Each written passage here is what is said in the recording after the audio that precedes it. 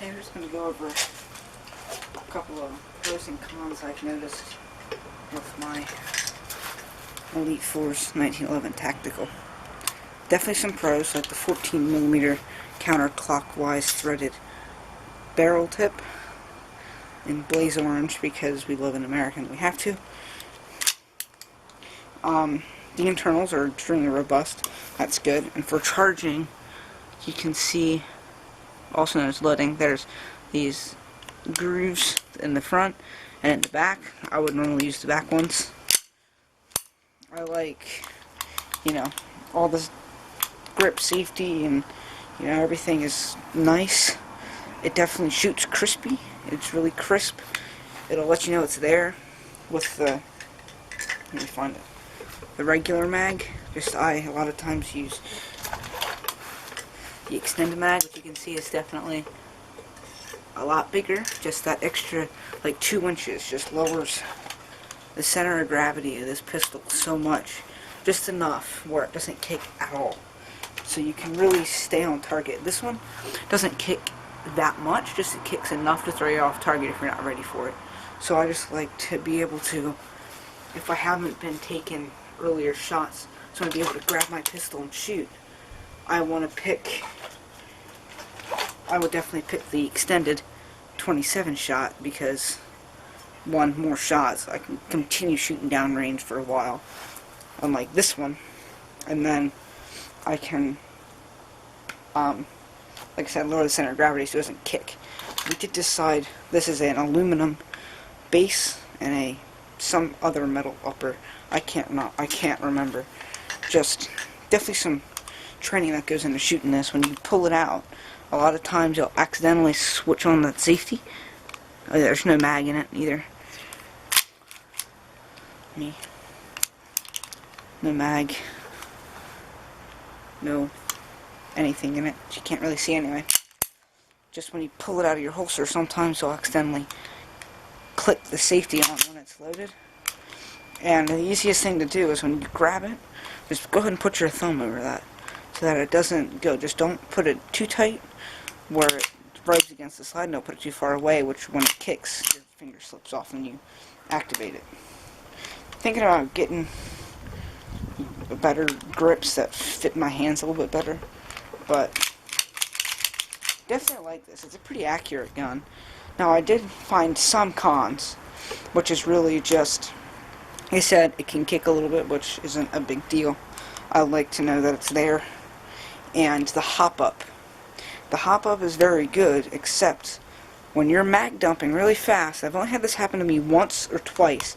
It'll just, as it's going, really quite quick, that it's a dial, so it'll move positions.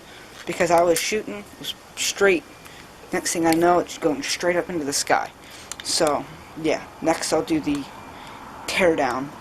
So, let's get into the teardown.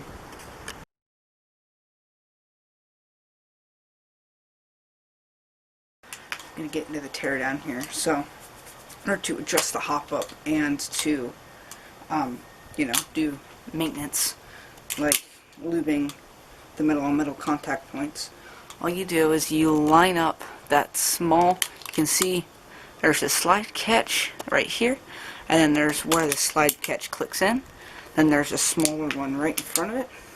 Do that, there's a little metal piece on the slide catch that you line up, and you just press this pin in the back just like any other 1911, and it'll pop it out. You pull the little metal piece that I'm talking about is right there.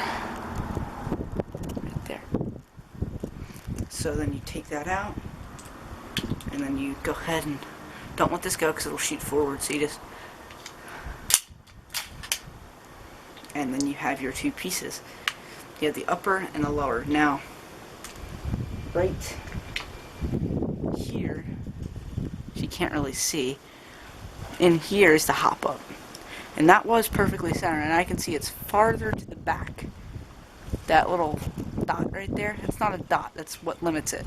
That was all the way in the center, and now it's almost all the way in the back. So I'm just going to readjust that. I found for about 20, 25-ish feet, with .20s is dead center is perfect. Thinking about putting .28 and shooting out a little longer with it, just, it feels like the lower is just a tad heavier than the upper, which it'll get a lot heavier with the mag in it. Now, you can see the barrel right in there, and then when you would lube this,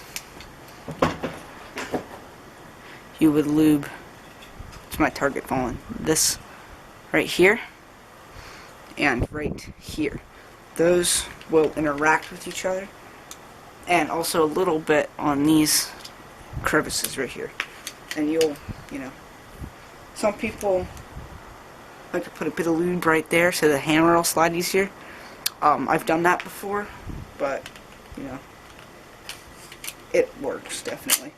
And then to put it back together, you just line up the rails, push it back, and now it's on like that.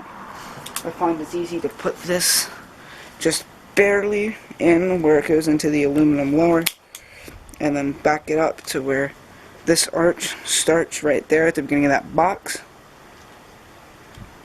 Actually, closer to the center on mine. And then you just go like so, and push it back in. You're good on this side. And then you go like that. Now I'm going to go grab a BB and show you something. Okay. So I have myself a BB. Get dirt in my mag apparently. Whatever, this thing's freaking indestructible. Now, a good way to test this is to load it. And when you have only one BB in there, it'll lock back after that first one. If it doesn't, you did something wrong. So, it's good. Echoed through the neighborhood. So, yeah. You just did whatever you need to do in there.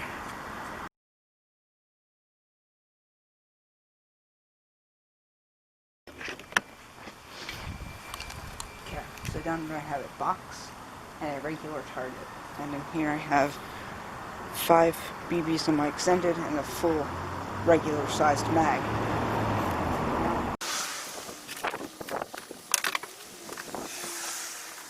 Okay. Like I was saying, 5 rounds in here, full mag in here. Start with this one. Simulate me running out of ammo mid-fight. Switch to the other one. Still .20. Now, since I'm simulating like I was already in a fight, go like that.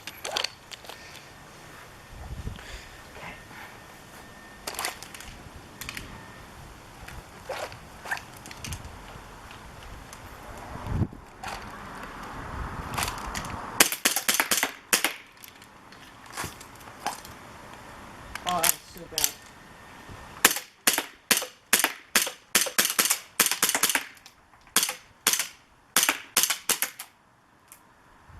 Yeah, he definitely did.